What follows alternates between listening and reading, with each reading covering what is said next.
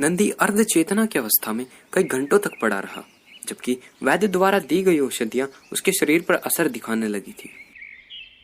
शिव उसकी बगल में बैठकर लगातार भीगे कपड़े को उसके माथे पर लगाता जा रहा था ताकि उसका ज्वर नियंत्रण में रहे। नंदी अचेत होने के बावजूद भी बड़बड़ाता जा रहा था और इधर से उधर करवटें बदल रहा था। मैं ढूंढता रहा हूँ बहुत समय से, बहुत ही लंबे समय से, 100 सालों से। कभी नहीं सोचा था कि मैं प्रभु नीलकंठ को पा सकूंगा।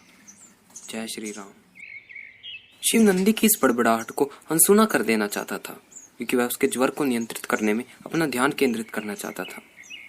किंतु उसके कान द्वारा सुनी गई एक बात शिव के दिमाग में अटक सी गई थी। वह 100 सालों से ढूंढ रहा था। शिव की त्योरी चढ़ गई। मैं 100 सालों से ढूंढ रहा हूँ। नंदी अचेतना में भी निरंतर बोलता जा रहा था, मैंने पाया नीलकंठ। शिव एक क्षण के लिए रुका और बड़ी गहराई से नंदी को घूरा। उसके बाद उसने असहमति में सिर हिलाते हुए अपनी परिचर्या जारी रखी। व्यास नदी के साथ साथ बने हुए मार्ग पर शिव कई घंटों से घूम रहा था। शीघ्रता से ठीक हो रहे नंदी की सलाह के विपरीत वह विश्राम घर से अकेले उस क्षेत्र को देखने की ललक में निकल पड़ा था। हालांकि नंदी अभी खतरे से बाहर था, फिर भी उन्हें कुछ दिन और रुकना पड़ा था ताकि अधिपति में इतनी शक्ति हो जाए कि वह आगे की यात्रा आराम से कर सके। शिव के लिए विश्राम घर में करने को कुछ अधिक नहीं था, इसलिए उसे वहां अच्छा महसूस नहीं हो रहा था। 3 सैनिक ने छाया की तरह उसके साथ रहने का प्रयास किया, किंतु उसने क्रोधित होकर उन्हें चलता कर दिया। कृपया करके क्या आप लोग लीच की तरह मुझसे चिपकना बंद करेंगे?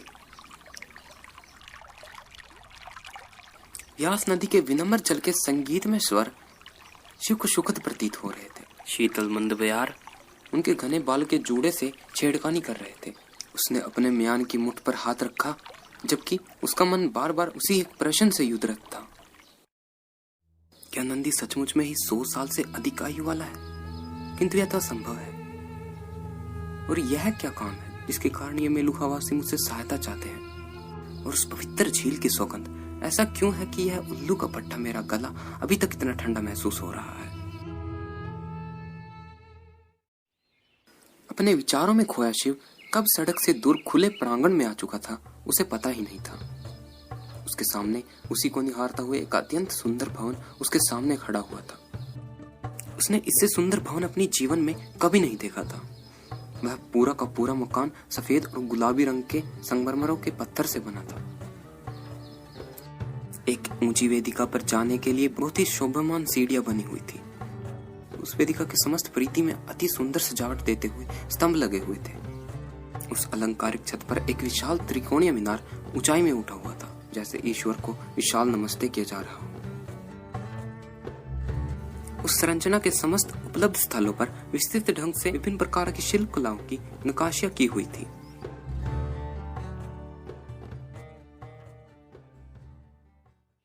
शिव ने मेलुहा में बहुत दिन बिता दिए थे और जो भी मकान उसने देखे वे कार्य साधक एवं प्रभावशाली लगते थे, जबकि यह मकान वास्तव में आश्चर्यजनक रूप से तड़क भड़क वाला और आलीशान था। उसके प्रवेश द्वार पर संकेत सूचक पट्ट लगा हुआ था, जिस पर लिखा था भगवान ब्रह्मा का मंदिर। ऐसा प्रतीत होता था कि मेलुहावासी धार्मिक स्थलों के लिए अपनी रचनात्मकता बचाकर रखते थे। आंगन के खुले क्षेत्र में फेरी वालों और खेमची वालों की एक छोटी सी भीड़ इकट्ठा थी। कुछ फल बेच रहे थे और दूसरे अन्य खान पान की वस्तुएं। कुछ ऐसे भी थे जो विभिन्न प्रकार की पूजा की सामग्रियों का मिश्रण बेच रहे थे। एक ऐसी दुकान भी थी जहां उपासक और पूजा करने वाले लोग अपने जूते चप्पल आदि मंदिर में प्रवेश से पूर्व उतार कर रख रहे थे। शिव ने भी अपने जूते वहीं उतार दिए और मंदिर के ऊपर की ओर चला गया। मुख्य मंदिर में प्रवेश करने पर उसने विभिन्न प्रकार की बनावटी एवं वास्तु विद्याओं को गहराई से देखना प्रारंभ किया, तो उन अत्यंत ही वैभवपूर्ण स्थापत्य एवं वास्तुकलाओं को देखकर आश्चर्यचकित रह गया। आप यहाँ क्या कर रहे हैं श्रीमान? शिव ने मुड़कर देखा तो एक पंडित को अपनी ओर प्रश्न सूचक दृष्टि से गौर करते हुए पाया। उसका झुर्रीदार चेहरा उसकी धारा की तरह प्रवाहित होती धाड़ी से छल कर रहा था और चांदी से चमकते उसके घने बाल उससे तुलनीय थे। केसर रंग की धोती एवं अंग वस्त्रम पहने हुए उसके शांत एवं विनम्र मुख से ऐसा प्रतीत हो रहा था जैसे उसने निर्माण प्राप्त कर लिया हो और पृथ्वी पर रहने का निश्चय किया हो ताकि अपने दैवीय कर्तव्यों का निर्वहन कर सके। शिव ने महसूस किया कि वह पंडित ही वास्तव में एक ऐसा पहला वृद्ध व्यक्ति था जिसे उसने अब तक मेलुहा में देखा था। मुझे क्षमा कीजिए, क्या मुझे अंदर आने की अनुमति नहीं है? शिव ने विनम्रता से पूछा। निसंदेह आपको यहाँ आने की अनुमति है। ईश्वर के घर में सबको आने की अनुमति है। शिव मुस्कुराया। इससे पहले वह कुछ बोल पाता, पंडित ने पुनः प्रश्न किया, किंतु आप तो ईश्वर में आस्था नहीं रखते। शिव की मुस्कुराहट जितनी शीघ्रता से आई उतनी ही शीघ्रता से क्षीण हो गई। कमाल है, इसको कैसे पता है? पंडित ने शिव को आंखों में ही उत्तर दे दिया। इस पूजा स्थल में जो कोई भी प्रवेश करता है वह परमपिता ब्रह्मा की मूर्ति के दर्शन करता है। स्थापत्य की वैभवता और उसमें लगे प्रयासों को इनमें से लगभग न के बराबर ही लोग देखते हैं, जबकि आपके पास केवल स्थापत्य कलाओं को देखने वाली आंखें हैं। आपने ईश्वर की मूर्ति की ओर एक बार झांका तक नहीं है। शिव ने खेद प्रकट करते हुए कहा, आपने सही अनुमान लगाया। मैं प्रतीकात्मक ईश्वर में आस्था नहीं रखता। मेरा मानना है कि असली ईश्वर हमारे आसपास हर जगह निवास करते हैं। नदी के बहाव में, पेड़ों की लहराहट में, हवा की सरसराहट में। वह हमेशा हमसे बात करते रहते हैं। आवश्यकता इस बात की है कि हम उनकी बात सुन सकें। फिर भी यदि मैंने आपके ईश्वर को उचित सम्मान नहीं देने का अपराध किया है तो मुझे इस बात का बहुत ही खेद है। आपको खेद जताने की आवश्यकता नहीं है मित्र। वह पंडित मुस्कुराया। मेरा ईश्वर या तुम्हारा ईश्वर ऐसा कुछ भी नहीं होता। सभी प्रकार की ईश्वरता एक ही स्रोत से आती है, मात्र उसके अवतार अलग अलग होते हैं। किंतु मेरा मन कहता है कि आपको एक ऐसा मंदिर अवश्य मिलेगा जिसमें आपका प्रवेश मात्र पूजा अर्चना के लिए होगा, न कि उसकी सुंदरता निहारने के लिए। क्या सच में? वो कौन सा मंदिर है पंडित जी? आप उसे पा लेंगे मित्र, जब आप उसके लिए तैयार हो जाएंगे। ये मेलुहावासी ऐसी अनोखी पहेली वाली बातें क्यों बोलते हैं? शिव ने विनम्रता से सिर हिलाया। उसके भाव ऐसे थे जैसे कि वह उस पंडित की बात को सचमुच ही सराह रहा हो, जबकि वास्तविकता यह नहीं थी। उसने सोचा कि उसे शीघ्रता से उस मंदिर से बाहर निकल जाना चाहिए, इससे पहले उसका यह स्वागत अनावश्यक रूप से लंबा खिंच जाए। विश्राम गृह जाने का समय हो गया है पंडित जी, किंतु मैं मेरे प्रारब्ध वाले मंदिर को पाने की प्रतीक्षा बहुत बेसब्री से करूंगा। आपसे मिलकर मुझे बहुत खुशी हुई। शिव ने झुककर पंडित के पांव छूते हुए कहा। पंडित ने शिव के सिर पर हाथ रखा और धीरे से कहा, जय गुरु विश्वामित्र, जय गुरु वशिष्ठ। शिव उठ खड़ा हुआ, मुड़ा और तेजी से सीढ़ी से नीचे उतर गया। अपने से दूर जाते न सुन सकने वाली दूरी तक पहुंच चुके शिव को प्रशंसा भरी दृष्टि से देखते हुए पंडित ने धीमे स्वर में कहा, खुशी तो मुझे हुई है मेरे कर्म संगी। शिव जूते की उस दुकान पर गया। उसने अपने जूते पहने और इस सेवा गलिक सिक्का देने लगा तो जूते रखने वाले ने विनम्रता से सिक्का लेने से मना कर दिया। धन्यवाद श्रीमान, किंतु यह एक सेवा है जो मेलुहा के शासन की ओर से है। इसके लिए कोई कीमत नहीं ली जाती है। शिव मुस्कुराया और बोला, निसंदेह आप लोगों के पास हर चीज के लिए व्यवस्था है। धन्यवाद। यह जूते रखने वाला भी मुस्कुराया और बोला, हम लोग केवल अपने कर्तव्य का पालन कर रहे हैं श्रीमान। शिव मंदिर की सीढ़ी की ओर पुनः चलकर गया। बैठते हुए उसने गहरी सांस ली। प्रशांत वातावरण की प्रशांतता को अपने अंतर्मन में विचलित होने दिया। उसके बाद वह घटना घटी, वह न भूल पाने योग्य पल जिसके लिए एक आत्मा अपने पूर्व जीवन की विशुद्ध याद की कामना करती है। दूसरा यह कि ईश्वर के षड्यंत्र के बावजूद मात्र कुछ भाग्यशाली व्यक्ति ही इसका अनुभव कर पाते हैं। वह पल जब वह उसके जीवन में प्रवेश करती है। घोड़ों को दक्षता से चलाते हुए वह एक रथ पर सवार होकर उस आंगन में आई, जबकि उसके साथी जंगले की जड़ को उसकी बगल में पकड़ी हुई थी। यद्यपि उसके काले बाल जूड़े में शालीनता से बंधे हुए थे, तथापि कुछ धरित लटे वायु के तपेड़ से मंत्र मुक्त करने वाला कृतक नृत्य कर रही थी। उसकी भेदनीय चुमकियां नीली आंखें और कांस्य कलाकृति सी त्वचा देवताओं को ईर्ष्या हेतु आमंत्रण देने वाली थी। उसका बदन यद्यपि गंभीरतापूर्ण लंबे अंगवस्त्रम से ढका हुआ था, उसके बाद भी वह शिव की कल्पना को ज्वलंत कर गया कि उसके नीचे छुपा हुआ आलेख और सौंदर्य कैसा होगा। जब उसने अत्यंत ही दक्षता से पैतरेबाजी करके रथ को वाहन पड़ाव में खड़ा किया तो उसका त्रुटि रहित मुख ध्यान का केंद्र बना। वह पूर्ण रूप से आत्मविश्वास में भरी रथ से उतरी। यह प्रशांत आत्मविश्वास था जिसने अहंकार की ओर चलने वाली कुरूप दूरी नहीं चली थी। उसका चलना मर्यादित था, जो देखने वाले को सीधे तौर पे यह बता रहा था कि वह विलग्न थी किंतु शीतल नहीं। शिव ने उसे उस प्रकार घूर कर देखा जैसे कि बरसात करने वाले बादलों को मरुस्थलीय भूमि देखती है।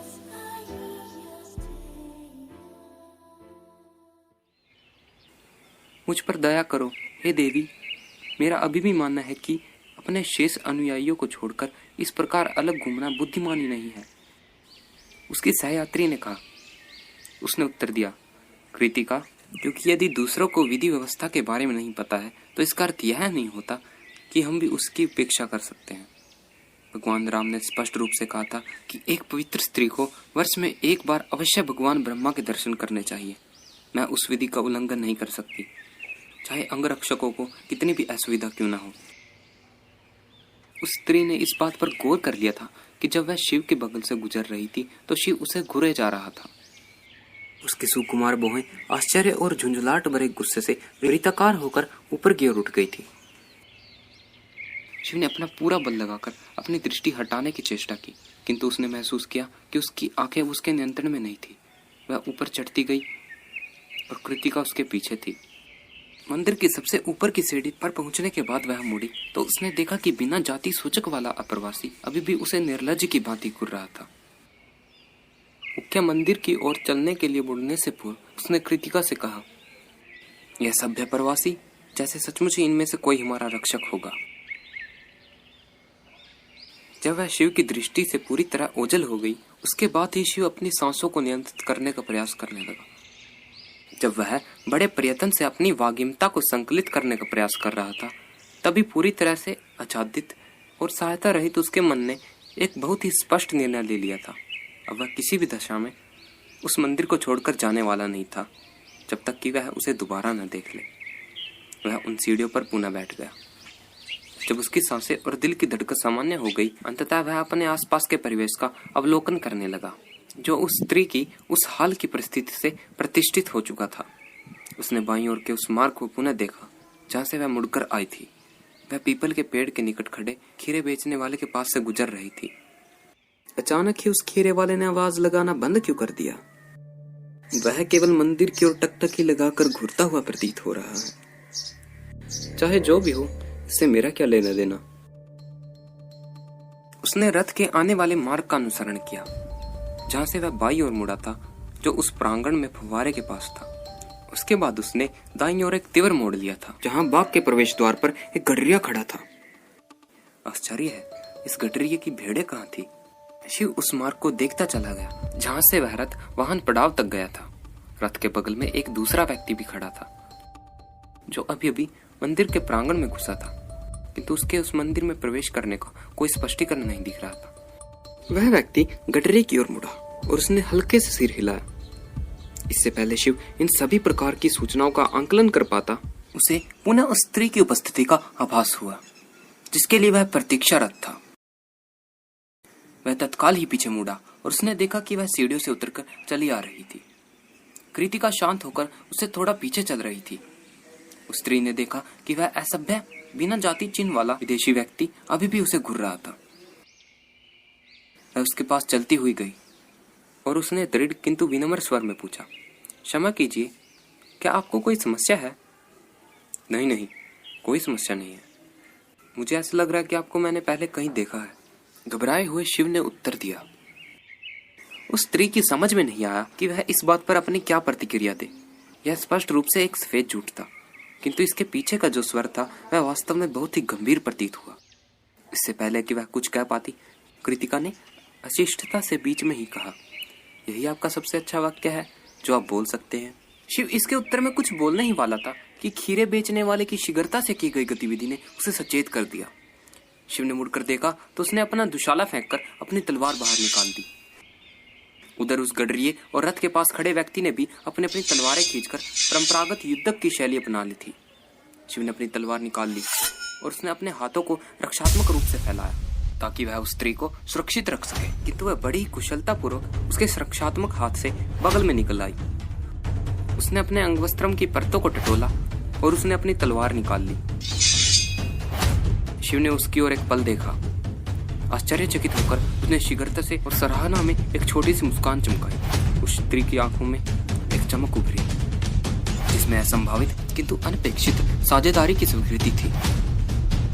उसने अपनी सांस भीतर रखते हुए फुसफुसाकर कृतिका से कहा, तुम मंदिर में वापस भाग जाओ, वहीं रहो जब तक कि यह समाप्त नहीं हो जाता। कृतिका ने विरोध किया, किंतु देवी अभी उसने आज्ञा दी। कृतिका मुड़ी और मंदिर की सीढ़ियों की ओर भागती चली गई। शिव और वह स्त्री एक दूसरे की पीठ के पीछे मानकीय सुरक्षात्मक साझेदारी की शैली में खड़े हो गए थे। उन्होंने आक्रमण की दशा में प्रत्येक दिशा पर अपनी दृष्टि रखने की स्थिति बना ली थी। ये तीनों आक्रमणकारी आक्रमण के उद्देश्य से उनकी ओर बढ़े। इस मध्य इन तीनों के दो और सैनिक पेड़ के पीछे से निकलकर उनके साथ हो गए। शिव ने सुरक्षात्मक शैली में तलवार को उठाया क्योंकि वह गडरिया उसके काफी निकट आ चुका था। एक और चलते गडरिये को आक्रमण करने के लिए उकसाने के लिए शिव ने अपनी तलवार नीचे कर दी। गडरिये को ऐसा प्रतीत होना चाहिए था कि वह आक्रमण करे तो शिव को प्राणघातक घाव लगा सकता था और उसके बदले में शिव तुरंत अपनी तलवार को उठाकर उस पर ऐसा आक्रमण करता कि वह घाव गहराई से उसके हृदय को चीर कर रख देता। इसके बावजूद उस गडरिये ने अनपेक्षित रूप से कोई अन्य गतिविधि कर दी। शिव द्वारा दी गई खुली जगह के आमंत्रण के बजाय उसने शिव के कंधे पर आक्रमण करने का प्रयास किया। शिव ने फुर्ती से अपने दाहिने हाथ को ऊपर उठाया और उस गडरिये की धड़ पर गहरा घाव लगाते हुए तलवार को क्रूरतापूर्ण लहराया। जैसे ही गडरिया पीछे हटा तो एक अन्य आक्रमणकारी दाहिनी ओर से उस पर झपटा।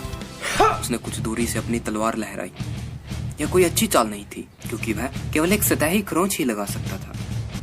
शिव ने एक कदम पीछे हटकर अपना बचाव कर लिया और उसके बाद उसने अपनी तलवार को नीचे करते हुए एक गहरा घाव उस आक्रमणकारी की जांघ पर लगा दिया। अति पीड़ा में चीखते हुए वह आक्रमणकारी भी पीछे हट गया। जैसे ही एक और आक्रमणकारी बाईं ओर से आक्रमण करने के लिए आया तो तब तक शिव ने यह समझ लिया था कि वह अपरिचित एवं अनोखे प्रकार का आक्रमण था। ऐसा प्रतीत हो रहा था कि आक्रमणकारियों को पता था कि वे क्या कर रहे थे। वे मंजे हुए योद्धा लग रहे थे। वे विचित्र तरीके से टाल मटोल करने वालों की तरह संघर्ष कर रहे थे। ऐसा लग ही नहीं रहा था कि वे किसी को जान से मारने का प्रयास कर रहे हैं, बल्कि वे केवल घायल करना चाहते थे। वे पीछे हटकर संभल कर लड़ाई लड़ रहे थे और अपने आप पर काबू भी कर रहे थे क्योंकि बड़ी आसानी से वे मात खा रहे थे। इस बीच शिव ने बाईं ओर से हुए एक और वार को बचाया और अपनी तलवार को उस व्यक्ति के कंधे में बड़ी निर्ममता से घुसेड़ा। जैसे ही शिव ने अपने बाएं हाथ से उसे धक्का देते हुए अपनी तलवार निकाली तो वह व्यक्ति दर्द से चिल्ला उठा। धीरे धीरे किंतु निश्चित रूप से आक्रमणकारी थकने के साथ साथ ही घायल होते जा रहे थे। वे कुछ अधिक ही घायल होते जा रहे थे और उनके लिए यह धावा चलाए रखना मुमकिन नहीं लग रहा था। अचानक दैत्य समान विशालकाय व्यक्ति एक वृक्ष के पीछे से दोनों हाथों में तलवार लिए दौड़ता हुआ आया। वह व्यक्ति सिर से पांव तक काले रंग के लबादे में विशिष्ट था। उसका चेहरा मुखौटे के अंदर छुपा हुआ था, जो मुखौटा इंसानी चेहरे जैसे आकार का बना हुआ था। उसकी बड़ी बड़ी भावना शून्य बादाम के आकार जैसी आंखें और शक्तिशाली मार्शल हाथ उसके शरीर के ऐसे अंग थे जो दिखाई दे रहे थे। वह अपने लोगों को चिल्लाकर आदेश देता हुआ शिव उस स्त्री पर आक्रमण करने के लिए तेजी से आगे बढ़ा। अपने इतने बड़े आकार के कारण वह बहुत ही फुर्ती से लड़ने में असमर्थ था, किंतु वह इसकी भरपाई अपने दक्ष हाथों से कर पा रहा था। शिव ने देखा कि अन्य आक्रमणकारी घायलों को उठाकर वापस जा रहे थे। वह फणदार व्यक्ति लौटती सेना की अंतिम पंक्ति की रक्षा हेतु भेजी गई सेना की भांति भिड़ंत कर रहा था। शिव ने देख लिया था कि उस व्यक्ति की टोपी जो फण के जैसी दिखाई दे रही थी, उसके कारण उसके बगल में देखने की क्षमता बाधित हो रही थी। यह उसकी दुर्बलता थी जिसका लाभ उठाया जा सकता था। बाईं ओर जाते हुए शिव ने उग्र रूप से तलवार को लहराया, इस आशा में कि वह उसे वहीं स्थिर कर दे और वह स्त्री दूसरी ओर से उसका काम तमाम कर दे, किंतु उसका प्रतिद्वंदी इस चुनौती के लिए तैयार था। उसने पीछे हटते हुए शिव की तलवार की लहर को बड़ी दक्षता से अपने दाहिने हाथ से मोड़ दिया। शिव ने देखा कि उस फणदार व्यक्ति की दाईं कलाई पर चमड़े का एक कड़ा बंधा हुआ था। उसके ऊपर एक तीक्ष्ण प्रतीक बना हुआ था। शिव ने दोबारा अपनी तलवार को दूसरी ओर से लहराया, किंतु उस फणदार व्यक्ति ने बड़े ही सहज रूप से पीछे हटकर पुनः वार को बचा लिया। साथ ही उसने उस स्त्री के कठोर वार को भी अपने बाएं हाथ से बचा लिया था। वह शिव और स्त्री से एक रक्षात्मक दूरी बनाकर रख रहा था ताकि अपनी सुरक्षा कर सके, और साथ ही वह उन दोनों को इस भिड़ंत में उलझाए भी रख रहा था। फिर अचानक ही उस फणदार व्यक्ति ने भिड़ंत करना छोड़ दिया और पीछे हट गया। वह अब पीछे हटता जा रहा था, जबकि वह अपनी दोनों तलवारों को उनकी ओर दिखा रहा था, एक शिव की ओर और दूसरी उस स्त्री की ओर। उसके सभी आदमी पेड़ों की झुरमुटों में गायब हो चुके थे। जब वह भी एक रक्षात्मक दूरी पर पहुंच गया तो वह बड़ी तेजी से मुड़ा और अपने आदमियों के पीछे भाग गया। पहले तो शिव ने उसका पीछा करना चाहा, किंतु बाद में उसे लगा कि कहीं वे पुनः घात लगाकर आक्रमण की तैयारी न कर बैठे। यह जोखिम भरा हो सकता था। शिव उस स्त्री की ओर मुड़ा और उससे पूछा, आप ठीक हैं देवी? हाँ, मैं ठीक हूँ। गंभीर एवं इशात युक्त भाव से पूछने से पहले उसने सिर हिलाया। क्या आप घायल हैं? कोई गंभीर बात नहीं है, मैं जीवित रहूंगा, बनावटी हंसी के साथ वह बोला। इस मध्य कृतिका मंदिर की सीढ़ियों से भागती हुई आई और हांफते हुए पूछा, हे देवी, क्या आप ठीक हैं? हाँ, मैं ठीक हूँ, उसने उत्तर दिया, इन विदेशी की कृपा से। कृतिका शिव की ओर मुड़ी और उसने कहा, आपका बहुत बहुत धन्यवाद। आपने एक बहुत ही विशिष्ट महिला की सहायता की है। कृतज्ञ नहीं पाएंगे। यदि आपको मेरी सहायता की आवश्यकता हो तो आप मुझे आवश्यक हैं। क्या मैं आपसे मिल सकता हूँ यदि मुझे आपकी सहायता की आवश्यकता न हो तो भी? हे भगवान, ये मेरे मुख से क्या अनाप शनाप निकल रहा है? उस स्त्री ने बिना चाहती सूचक वाले विदेशी को आंखें तरेर कर देखा, जिसे उसकी औकात का पता नहीं था। उसने बड़े ही अमानवीय प्रयास से स्वयं पर नियंत्रण रखा हुआ था। उसने विनम्रता से सिर हिलाया और बोली, नमस्ते, अब मैं चलती हूँ। इसके साथ ही वह राजसी महिला वहां से जाने के लिए मुड़ गई। कृतिका भी प्रशंसा पूर्वक दृष्टि शिव को देखे ही जा रही थी, किंतु जब उसने देखा कि उसकी मोहिता जाने लगी है तो वह भी मुड़ी और तेजी से उसके पीछे जाने लगी। कम से कम अपना नाम तो बता दीजिए, उसके कदम से कदम मिलाकर चलते हुए शिव ने पूछा। वह मुड़ी और अब और भी गंभीरता से शिव को घूरने लगी। देखिए, मेरे कहने का तात्पर्य यह है कि यदि मुझे आपकी सहायता की आवश्यकता पड़े तो मैं आपके पास कैसे आ पाऊंगा? शिव ने बड़ी गंभीरता से पूछा। एक पल के लिए वह शब्द विहीन और दीप्ति विहीन हो गई। उसका अनुरोध उचित जान पड़ रहा था। वह कृतिका की ओर मुड़ी और उसने सिर हिलाया। आप हमें देवगिरी में मिल सकते हैं, कृतिका ने उत्तर दिया। नगर में किसी से भी देवी सती के बारे में पूछ सकते हैं। सती? शिव ने उस निराकार नाम को अपनी जीवा पर उतार कर दोहराया और कहा, मेरा नाम शिव है। नमस्ते शिव, और मैं वचन देती हूँ यदि आपको कभी भी मेरी सहायता की आवश्यकता पड़ी तो मैं अपने वचन का पालन अवश्य ही करूंगी। यह कहते हुए वह मुड़ी और अपने रथ पर सवार हो गई। कृतिका भी उसके पीछे पीछे रथ में सवार हो गई। कुशलता से रथ को मोड़ते हुए वह अशोक की दुलकती चाल में चलने लगी।